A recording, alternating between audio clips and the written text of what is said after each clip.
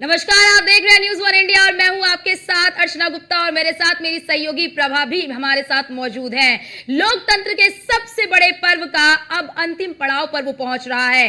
आज 10 राज्यों सहित केंद्र शासित प्रदेश की 96 सीटों पर मतदान होना है, जिनमें यूपी की 13 सीटें भी शामिल हैं। आज 17 करोड़ से अधिक मतदाता 1717 उम्मीदवारों के भाग्य का फैसला करेंगे।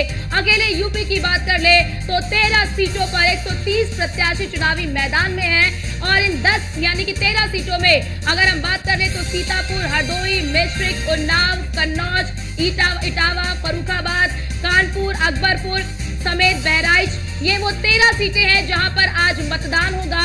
सुबह 7 बजे से मतदान की प्रक्रिया शुरू हो जाएगी, लेकिन आज मतदाता यूपी की 130 उम्मीदवारों के भाग्य का फैसला करेंगे और आपको वो सीटें भी बता रहे हैं जहां पर आज यूपी की 13 सीटों पर मतदान होना है। तो लोकतंत्र के इस सबसे बड़े पर्व का अब अंतिम पड़ाव आ रहा है। चौथा चरण आज है और पूरे देश की 96 सीटें इसमें शामिल है, जिसमें 10 राज्यों सहित केंद्र शासित प्रदेश भी शामिल है। पूरे देश की बात कर ले तो बिहार की 40 में से 5 सीटें, पश्चिम बंगाल की कई सीटें, आंध्र प्रदेश की 25 सीटें, उड़ीसा की भी कई सीटें इसमें शामिल है।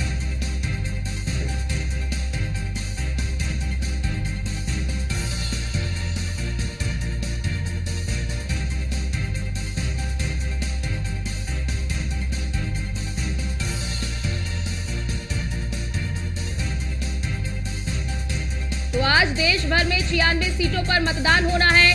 सुबह 7 बजे से मतदान की प्रक्रिया शुरू हो जाएगी। तमाम तैयारियां कर ली गई हैं और आज कई दिग्गजों के भाग्य का फैसला होगा। अगर हम ओवरऑल सबकी बात कर ले तो 1717 उम्मीदवार चुनावी मैदान में हैं।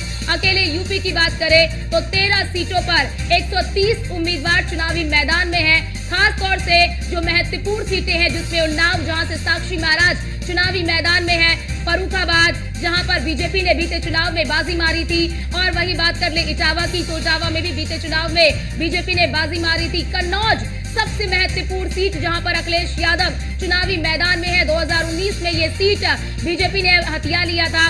कन्नौज जो कि सपा का गढ़ रहा है, 1998 से लेकर 2014 तक इस सीट पर सपा का एक तरफा राज रहा, लेकिन 2019 में बीजेपी के सुब्रत पाठक ने डिंपल यादव को यहां से कड़ी शिरकत दी थी। अब ऐसे में खुद कन्नौज से अखिलेश यादव चुनावी मैदान में है, तो ये बहुत ही महत्वपूर्ण सीट हो जाती है। वही बात कर ले अगर कानपुर की तो कानपुर से रमेश अवस्थी को चुनावी मैदान में उतारा गया है और इस बार नए चेहरे को चुनावी मैदान में उतारा गया है। साक्षी महाराज की बात कर ले तो उन्नाव से साक्षी महाराज को चुनावी मैदान में उतारा गया है।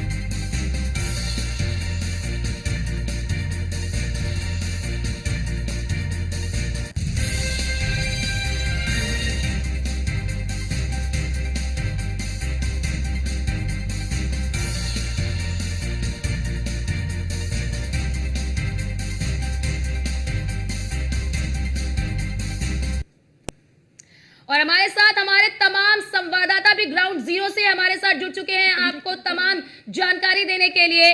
रामजी शर्मा हमारे साथ जुड़ चुके हैं कानपुर से, हरदोई से भी हमारे साथ हमारे संवाददाता आशीष सिंह जुड़ चुके हैं, राहुल कुमार हमारे साथ ग्राउंड जीरो से मौजूद हैं और इनकी मौजूदगी कन्नौज में है। बहराइच से भी हमारे साथ हमारे संवाददाता लाइव जुड़ चुके हैं और ये है कादरी से। लेकिन शुरुआत कर लेती हूँ रामजी शर्मा आपसे, आप इस वक्त कानपुर में मौजूद हैं, क्या कुछ तैयारी देख रहे हैं? कितने मतदान केंद्र बनाए गए हैं और यहां पर मतदाताओं की संख्या कितनी करीब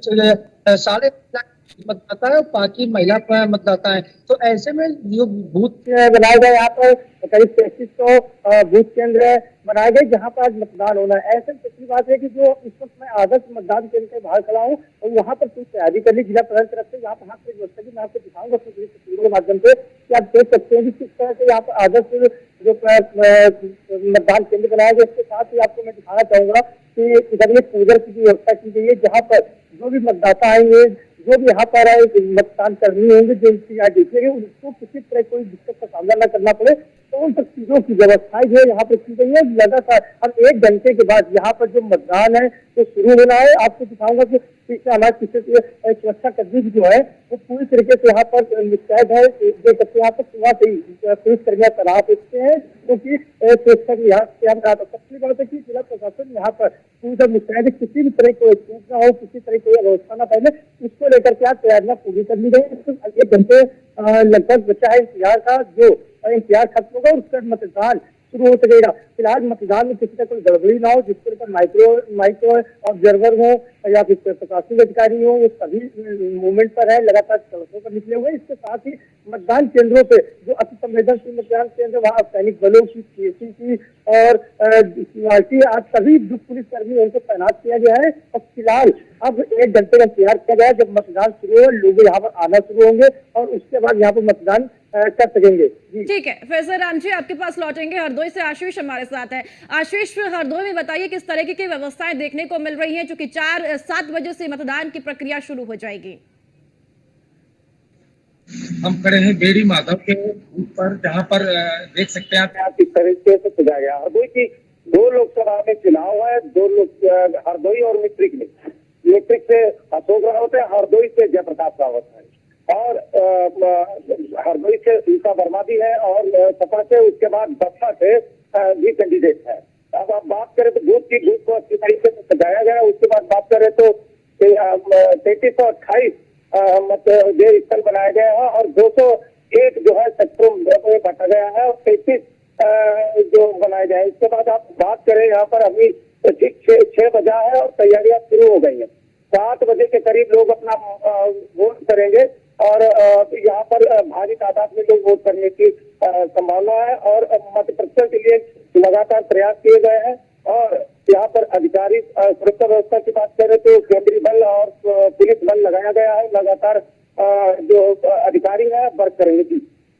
जी, कन्नौज से भी हमारे साथ हमारे संवाददाता जुड़े हुए हैं राहुल कुमार। राहुल, कन्नौज में सबसे बड़ी फाइट देखने को मिल रही है, सबसे ज्यादा प्रत्याशी कन्नौज में चुनावी मैदान में है। यहाँ पर कुल कितने मतदान केंद्र बनाए गए हैं और यहाँ पर क्या कुछ व्यवस्थाएं आप देख रहे हैं, क्योंकि सुबह 7 बजे से मतदान की प्रक्रिया शुरू होने वाली है। बिल्कुल देखिए, मतदान केंद्रों की बात की जाए तो मतदान केंद्र लगभग 300 मतदान केंद्र बनाए गए। हालांकि इसी को लेकर अब सुबह 7 बजे से जनता मतदान स्थलों पर पहुंचेगी और अपना मतदान करेगी। वही वो भाग्य तय करेगी कि इस बार किसको अपना नेता बनाती है। तो कहीं ना कहीं साफ तौर से ये 7 बजे चौथा चरण का चुनाव है। तो दिलचस्प तो ये है कि भारतीय जनता पार्टी से सांसद सुब्रत पाठक को तीसरी बार भारतीय जनता पार्टी के पदाधिकारी ने उनको अपना प्रत्याशी के रूप में उतारा है। वो हालांकि समाजवादी पार्टी अखिलेश यादव मैदान में है, तो कहीं ना कहीं दिलचस्प तो होगा ही होगा। और दूसरी तरफ डिजिटल शासन ने मतदान केंद्रों को आकर्षक बनाने का कार्य किया है, जिससे ज्यादा से ज्यादा मतदान करने के लिए मतदाता पहुंचे और ज्यादा से ज्यादा संख्या में मतदान भी करें। तो कहीं ना कहीं साफ तौर पर मतदान स्थलों पर भी काफी व्यवस्थाएं। चलिए ठीक है राहुल, चूंकि आवाज आपकी सही से दर्शकों तक पहुंच नहीं पा रही है, फिर से आपके पास लौटूंगे। बहराइच से सैयद हमारे साथ है। सैयद, बहराइच में क्या कुछ तैयारियां प्रशासन की ओर से की गई है? 7 बजे से मतदान शुरू हो जाएगा, मतदाता मतदान केंद्रों में पहुंच जाएंगे, क्या कुछ व्यवस्थाएं वहां पर इस वक्त देखने को मिल रही है? दरअसल बहराइच लोकसभा क्षेत्र नेपाल सीमावर्ती लोकसभा क्षेत्र है।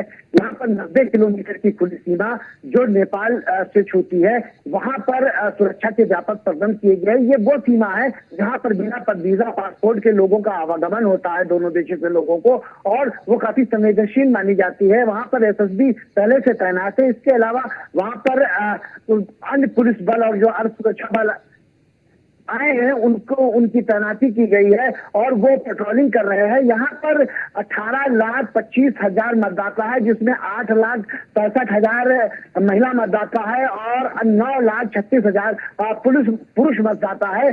64 अन्य मतदाता है यहाँ पर 1356 बूथ बनाए गए हैं, मतदेय स्थल मतदान केंद्र बनाए गए हैं। यहाँ पर 2 तरीके के बूथ बनाए गए हैं, स्पेशली बूथों को सजाया गया है।